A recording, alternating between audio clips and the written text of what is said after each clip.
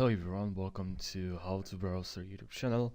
In this video I'll show you how you can add labels to your board. Okay, so let's jump right into the video, and I'll show you two ways. Click on here and then go to, you can go here, we are in the main menu, and then click on here more, and then here we have labels. From here you can create a new label. Okay, change the color, and we can also edit a label that we already created before, and we can remove the color or just delete.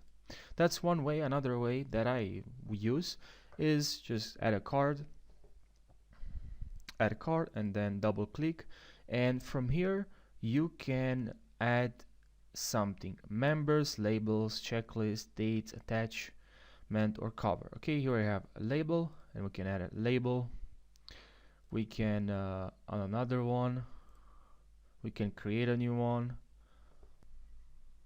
Okay, and that's pretty much it. I hope you learned something. I hope this video helped you. Don't forget to subscribe and like this video. I really appreciate that, and I'll see you in the next tutorial. Take care.